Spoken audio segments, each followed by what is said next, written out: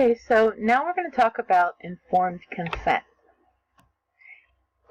Informed consent is giving permission, either the client giving permission or their legal representative giving permission. Informed consent involves a legal document, and it can involve permission for a treatment, a surgery. Consent can be release of health information. In fact, there are a lot of different types of consent that our patient can give. And consent is covered under HIPAA. You all know HIPAA, the Health Insurance Portability and Accountability Act, which requires that in order for any type of health information to be released, the patient must give consent in writing for that information to be released to anybody else. If they're not directly giving care right there at the bedside, then if you're going to give that information to them, the patient must have given you written consent to give that information to that person.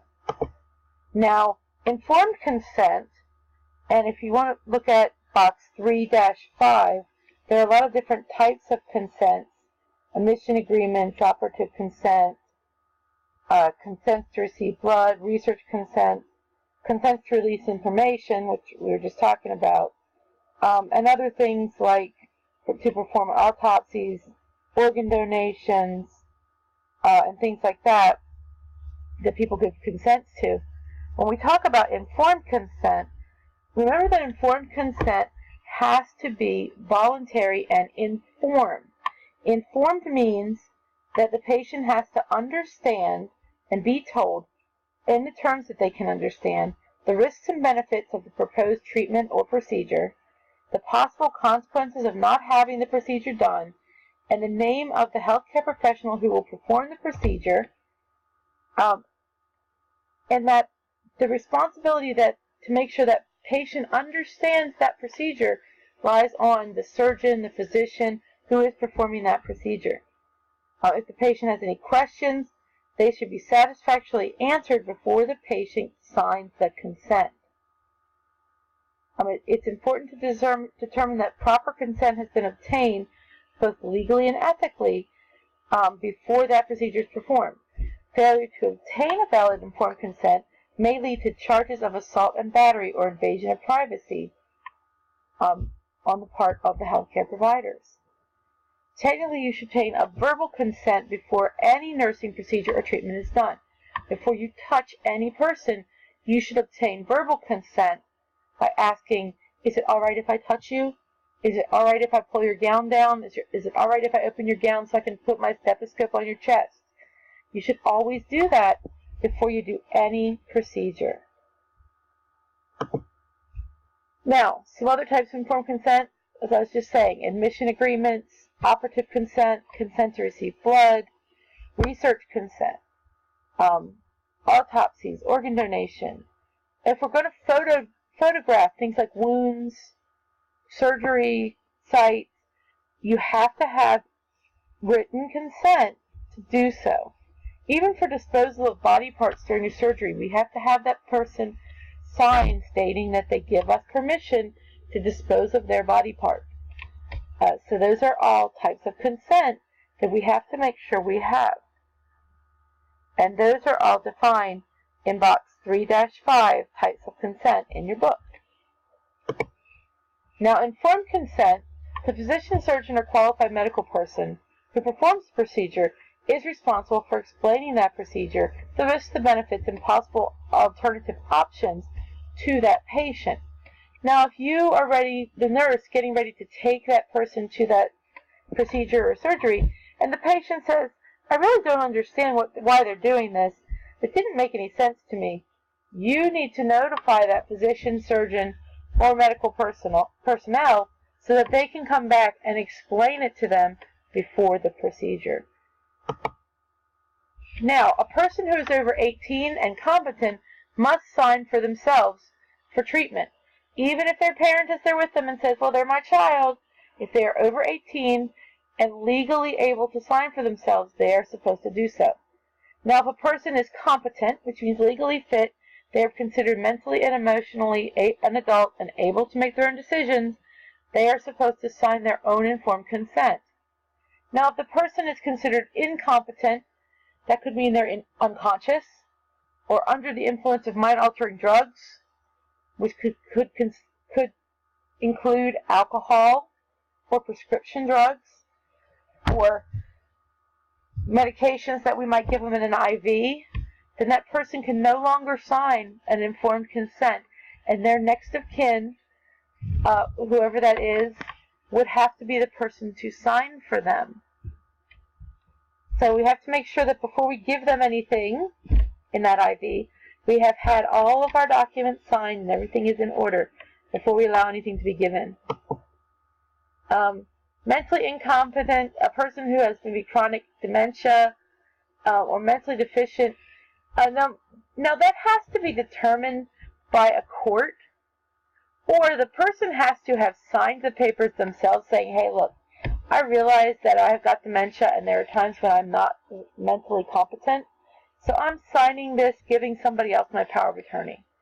Once they do that and they sign that power of attorney, give it to somebody else, then that person may sign for them. Now, if the person gave it away, they can take it back. If a court took it away from them, then they can't take it back. That guardian has to consent then if they're considered legally incompetent, if that has been taken away by a court. A minor who's under 18, a parent or a guardian has to sign for them, and it has to be their custodial parent for a minor. An emancipated minor is a minor who has been established as having independency by a court, and they have issued an order saying this minor is able to function as an adult legally. This could be somebody who is in the armed forces. If a person goes into the armed forces and they're not quite 18, once they join the armed forces, they're considered an adult. By marriage, in some states, it's actually legal to get married before 18, but once you get married, you're considered an adult. Pregnancy, a female who is pregnant is considered an adult in a lot of states. And this is considered they are legally capable of signing a consent form for themselves at that point. If the parents are divorced, the custodial parent, if there was a custody order and one parent was given custody over the child, then that is the parent that must sign. If it's custody, for one parent has custody, the other has visitation, then the custodial parent must sign. In a lot of states, if you don't have a custody order, then it's considered whoever has physical custody is the custodial parent. Then when the other parent has it, they're custodial. Then it would have to be one of the actual biological parents that signs, not a step-parent, unless they have actually adopted that child. So step-parents would not be allowed to sign unless they had papers that had been written by the biological parents who were the custodial parents saying, in the event of emergency, this person may sign for medical services for this child, blah, blah, blah, and had it notarized, then it would be legal.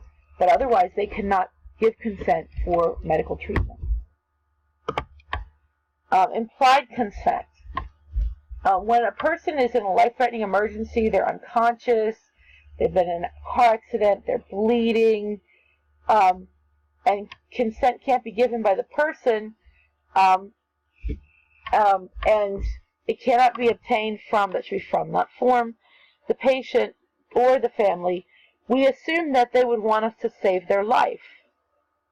And so we will act to do whatever it takes to save their life, and then try to obtain consent by telephone or by whatever means from their next of kin as quickly as possible. So if the person is in a life-threatening emergency, we would act to save their lives, and the physician would use their best judgment to do what they think that the patient would want them to do. If consent is obtained by telephone, we try to have two persons witness the consent. Usually it's a doctor and a nurse, and then they document it. They both document it and sign it so that it's witnessed by two people. But it could be telephone long distance if the person's someplace else in the event of an emergency, so that they could do the care for the person. But we do make every effort to get that consent. It's just that, if somebody's been in an accident and they're bleeding, they need surgery immediately, they wouldn't wait for that consent. They would act to save the person's life, assuming that they would want to have their life saved. Consent forms may not be corrected. If you are filling out an informed consent form and you make a mistake, you destroy the form, you can start it over. It's not a legal document until it's signed by the patient. You can't use whiteout on it, however. You can't correct an error. If there's an error, you start over again.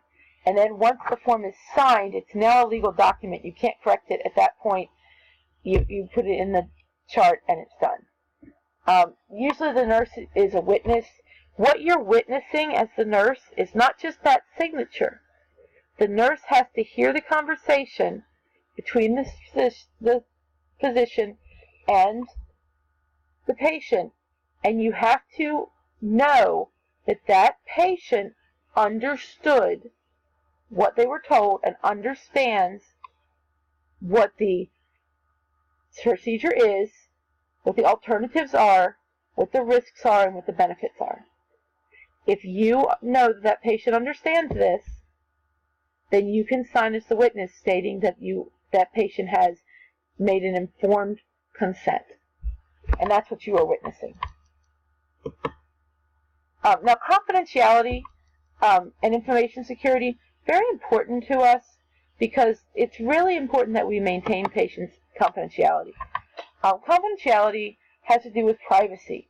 It means that only people that are directly giving care to the patient have the legal right to have information on that patient.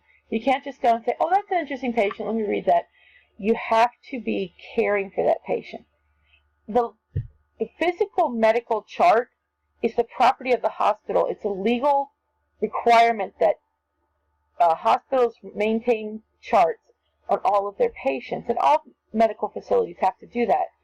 But the information contained in that chart does belong to that patient. The patient has the right to access that information, to get copies of that information, but it's the hospital that has to maintain that physical document. And that physical document is their property. Now HIPAA, that should be HIPAA, Health Information Portability and Accountability Act, which was passed in 1996, ensures that all medical records, medical billing, patient accounts, all kinds of health information meet a certain standard with regard to the handling of that information and privacy. That all information is kept confidential so that people's information doesn't get out there. And if it does, that the people who put it out there are dealt with so that it doesn't happen again. And there are fines. There's actually can be jail time attached for violations of HIPAA. So with patients' rights and responsibilities, consent, you have to include a clause that states that the client agrees to allow the provider to use and disclose information for treatment, payment, and healthcare operations, so that we can send it to the insurance company so they can pay us, so that we can share it with somebody else who's going to do treatment, so that the nurses can look at it for healthcare.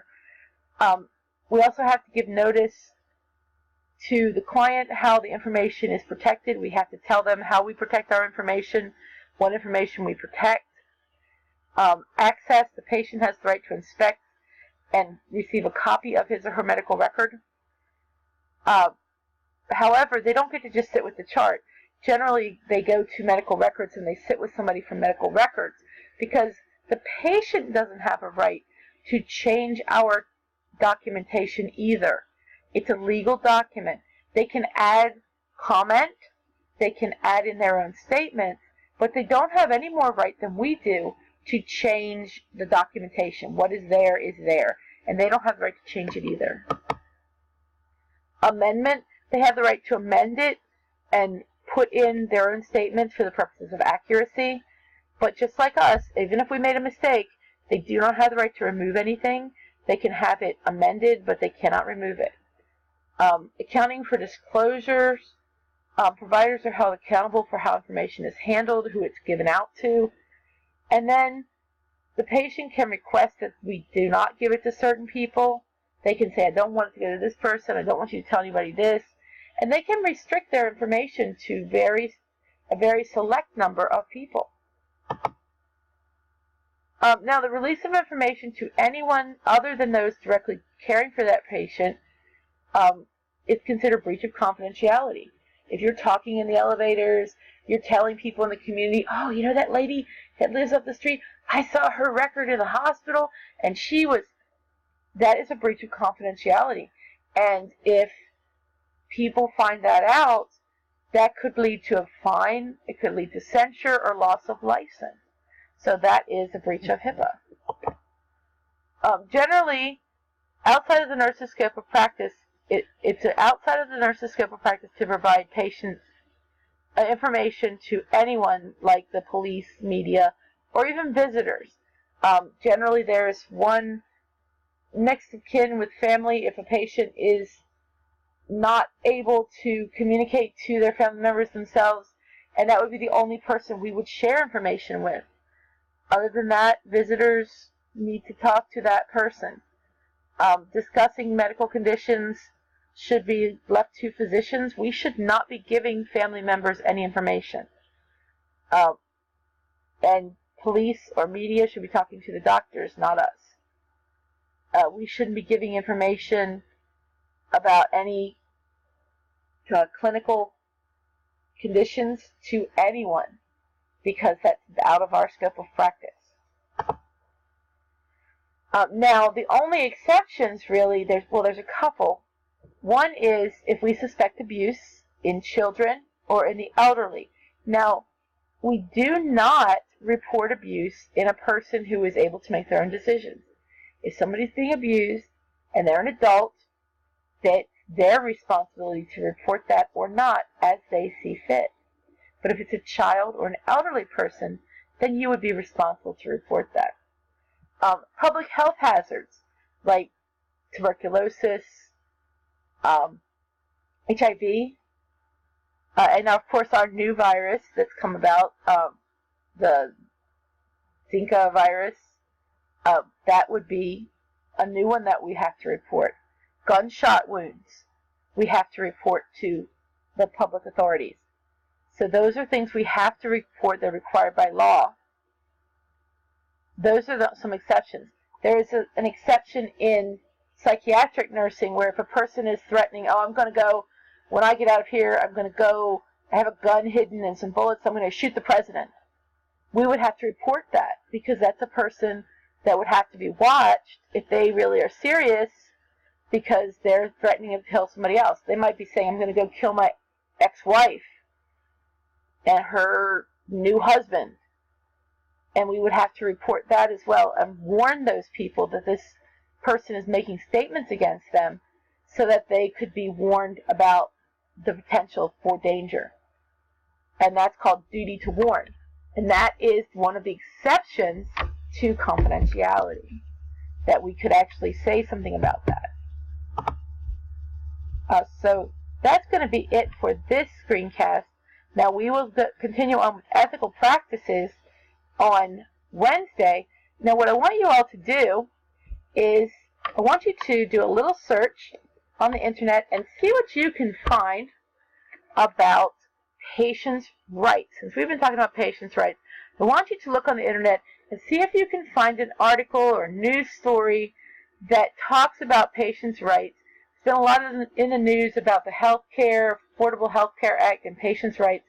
See what you can find, and we'll do a little talking about the patients' rights.